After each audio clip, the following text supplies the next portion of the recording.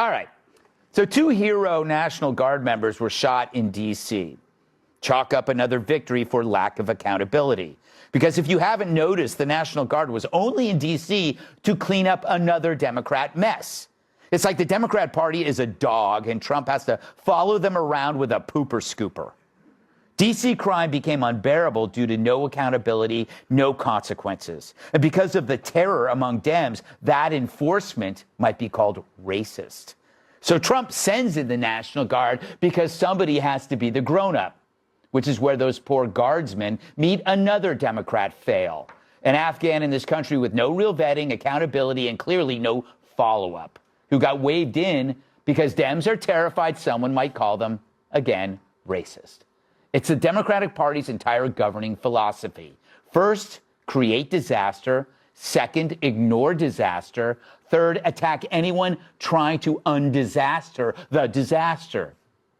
They're like the obnoxious rock star who trashes a hotel room, flips the furniture, vomits in the minibar, lights the drapes on fire, and then gives the maid pointers as she's on her knees cleaning up the syringes.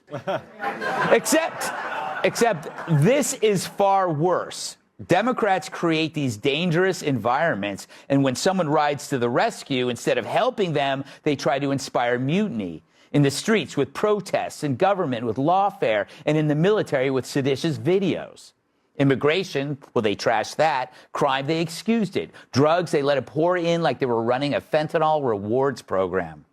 And fraud, they treat it like they hate your money because they give it away as fast as they can. Look at Minnesota, maybe the greatest fraud operation in American history. Somalis there stole billions. And stage 4 jazz hands got absolutely pantsed by a few hundred scammers running daycare mills out of strip mall parking lots.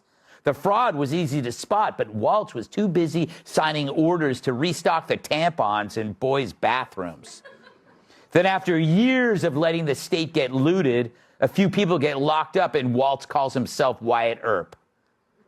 Do you take responsibility for failing to stop this fraud in your state? Well, certainly I take responsibility for putting people in jail. Governors don't get to just talk theoretically. We have to solve problems. And I will note, it's not just Somalis. Minnesota is a generous state. Minnesota is a prosperous state, a well-run state. We're AAA bond rated, but that attracts criminals. Those people are going to jail. We got a lot of criminals, not just Somalis. So he's patting himself on the back after letting the problem explode. He's like Richard Gere, now wanting to join PETA. But it's too late.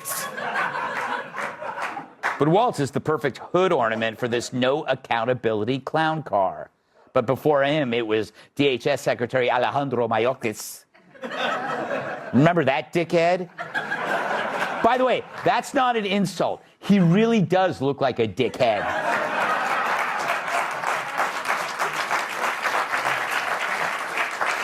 But let's glance at his track record. No oversight for Afghan refugees, no oversight for the border, no oversight for the Secret Service, which is part of the DHS, who were so checked out that Trump got shot in the head from the most obvious vantage point since Hillary Clinton killed JFK.